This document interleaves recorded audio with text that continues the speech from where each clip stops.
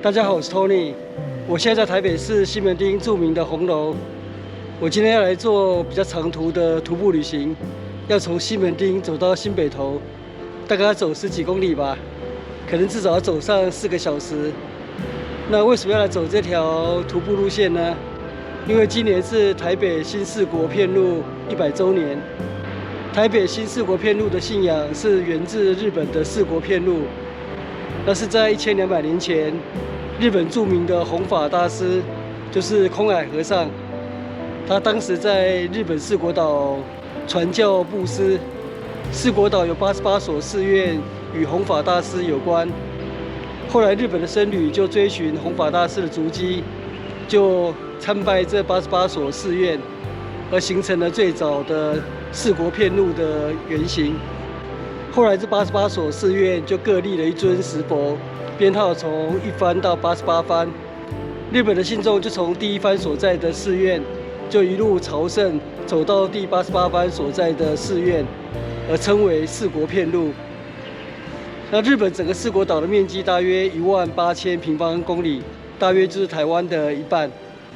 那要走完四国遍路，大概要1个半月，可能要到2个月的时间。台北的新四国遍路是在1925年由日本的真言宗引入，当时也是仿照日本的四国遍路，就设立了88座石佛。当时石佛放置的位置，就是第1番在台北的弘法寺，就是现在红楼附近的台北天后宫。然后从台北市区往圆山、芝山岩、草山道路，然后到草山竹子湖，最后到新北投的铁真院，就是现在的北投普济寺。这也是为什么我今天的徒步旅行要从西门町这里出发，然后走到新北投。当时的台北新四国遍路就称为台北新四国88各所灵场。不过这88尊石佛在战后遭到破坏、偷窃，那现在已经可以找得到的石佛大概只剩下60多尊而已，而且大多不是在原址。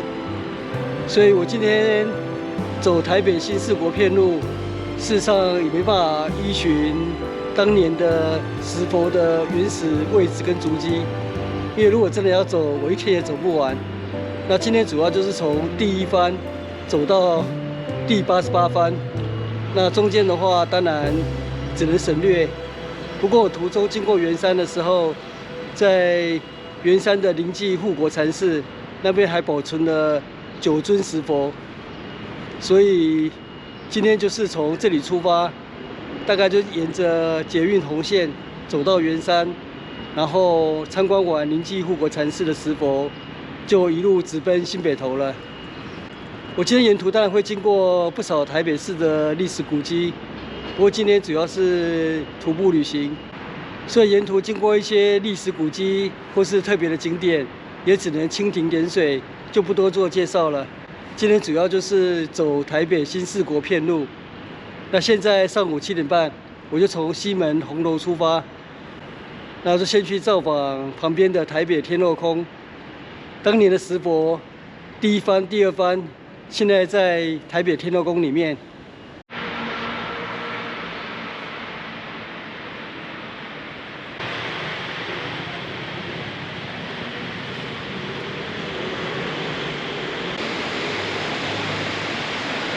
石佛在这边。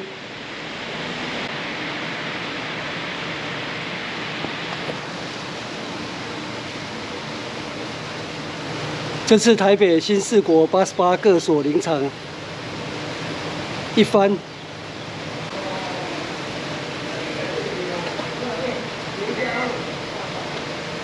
这是2番。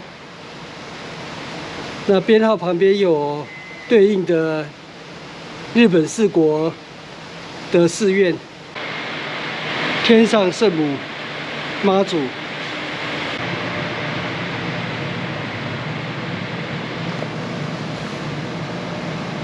向弘法大师致敬之后，我就要正式出发了。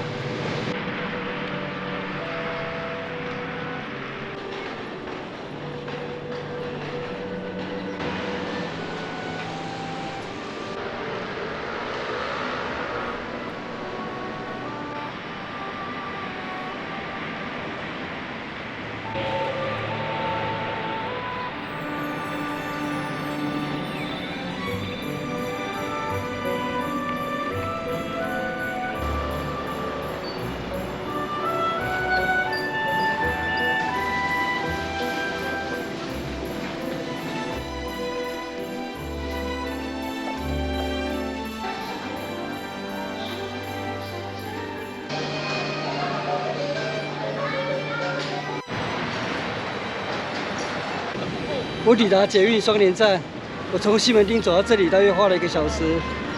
那接下来就沿着捷运红线的路线走往圆山。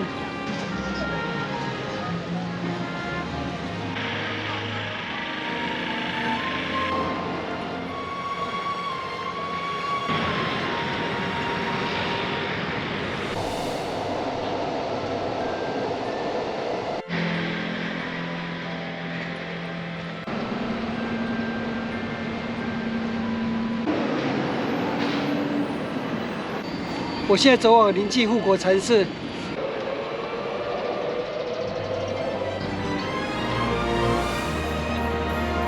临济护国禅寺，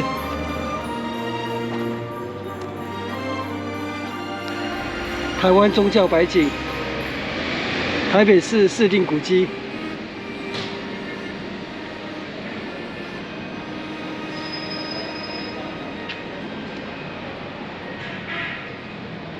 临济护国禅寺这里总共有9尊石佛，番号分别是11、12、13、16、18、75、78、79、80，就放置在大雄宝殿后方的小山丘上面。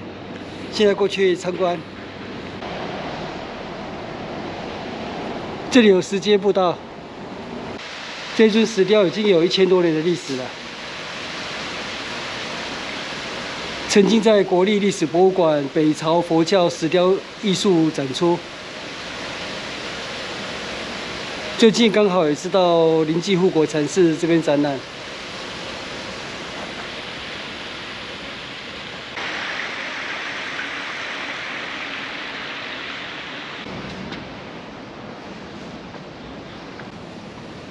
那9尊石佛在这里。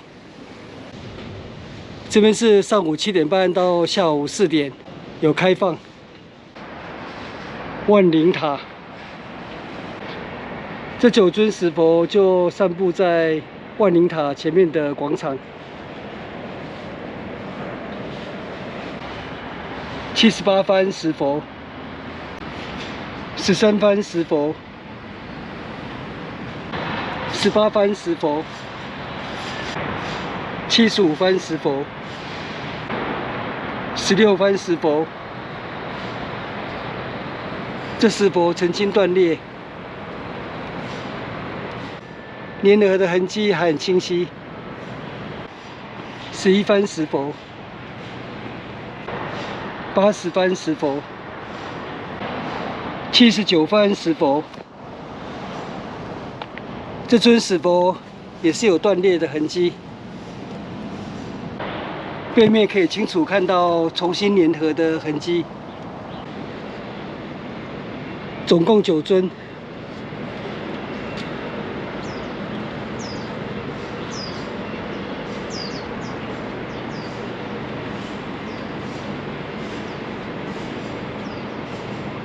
番号分别是11、12、13、16、18、75、78、79、80。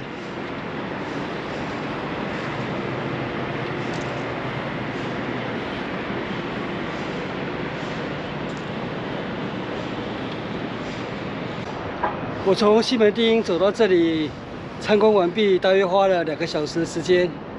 那就在这边休息一下，因为待会要走到北投普济寺，大概还要2个小时又10几分钟。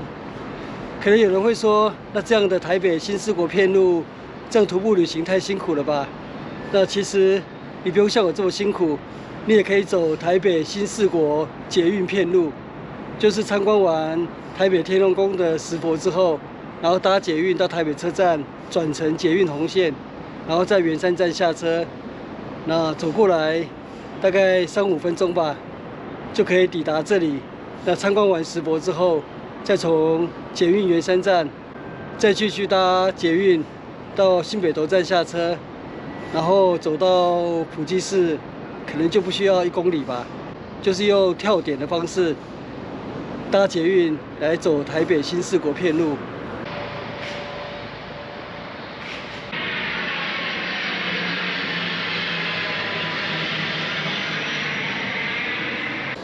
我现在离开了，待会就从承德桥跨越基隆河，然后走往士林北投。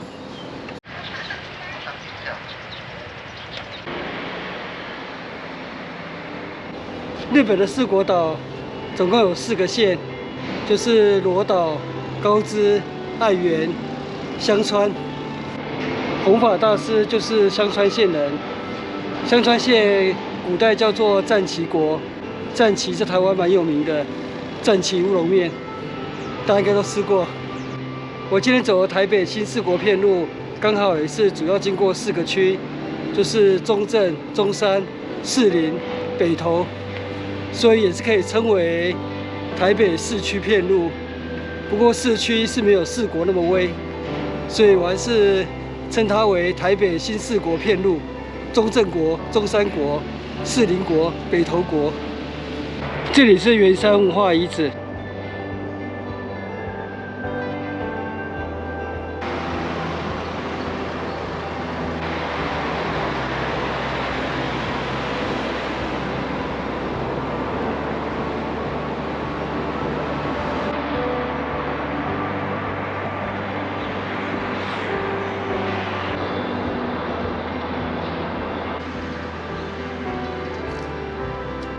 台北新四国片路过了基隆河，我就已经走完2国了。现在来到士林国，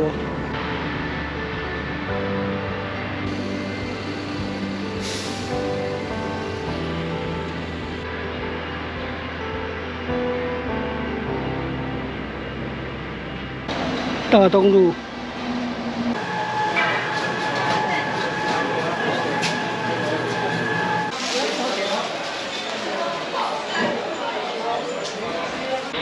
士林古迹，士林公有市场。士林古迹，士林承贤宫。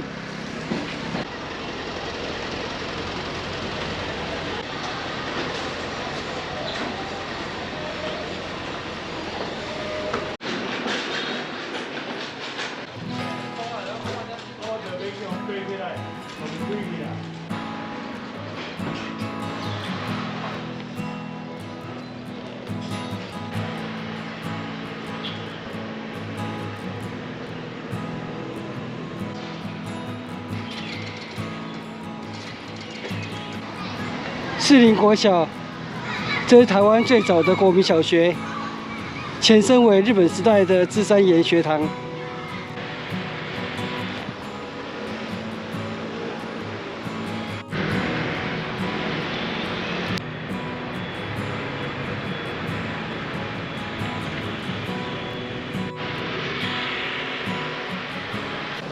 我绕进来士林旧街造访神农宫。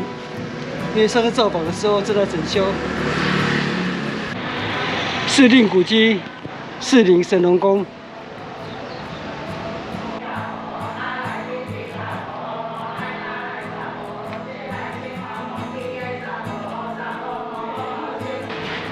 神农宫的古碑整修完毕之后放在这里。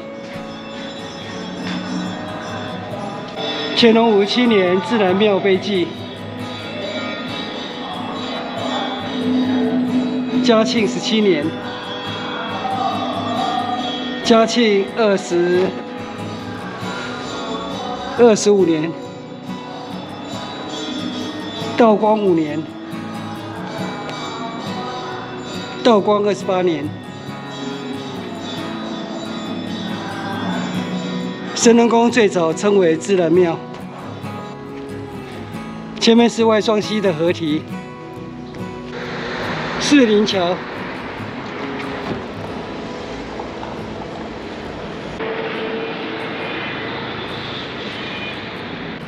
我现在就沿着捷运红线的路线，一路走往北投站、芝山站。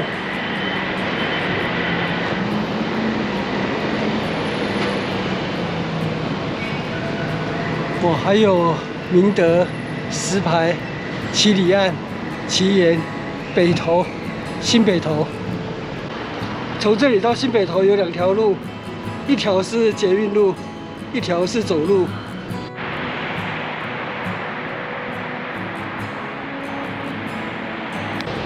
东华桥，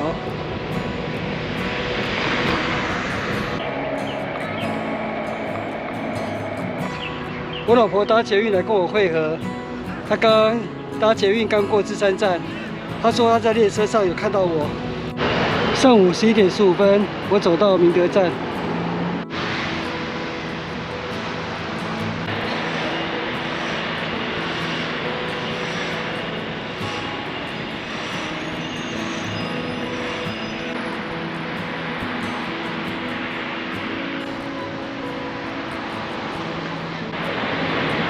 七里岸站。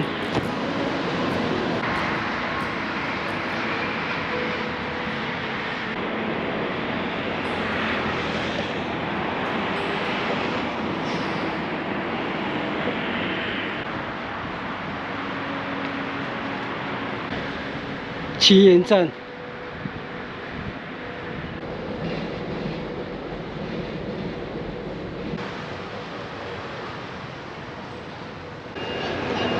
我抵达捷运北投站，北投到了，新北投还会远吗？是真的不远，因为接下来不用跟着捷运路线走了，走马路，截弯取直，大概10分钟就可以到了。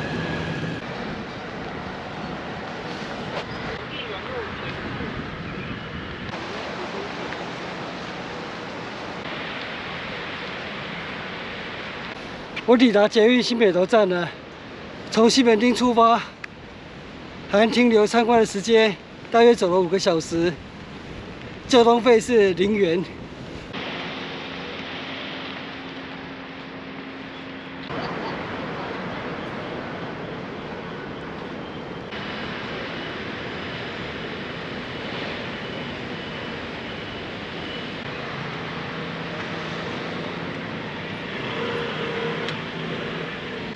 我老婆说她已经快走到普济寺了，那我们就直接在普济寺汇合。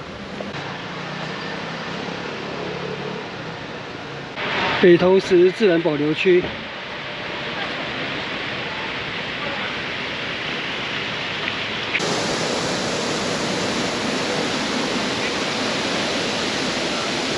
龙乃汤浴室。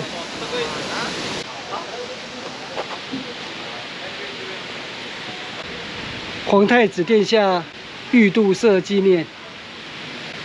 昭和9年12月道路改修，移至此处，在龙乃汤浴室的庭园里面。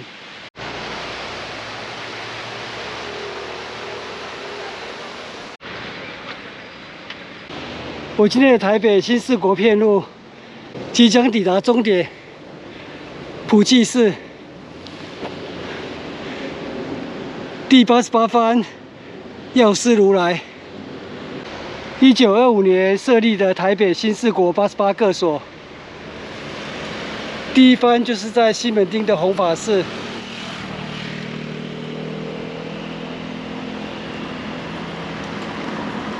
一直到第88番北投铁真院，就现在的北投普济寺。普济寺。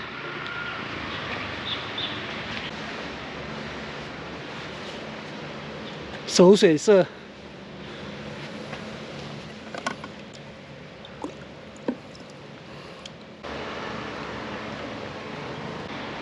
北投普济寺，这是我今年第2次造访。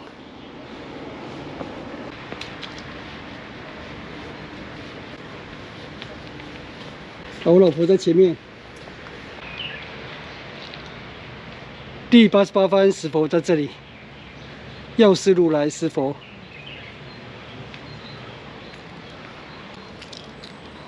这是台北新四国观音各所现存的石佛，被保护的最好的一尊石佛。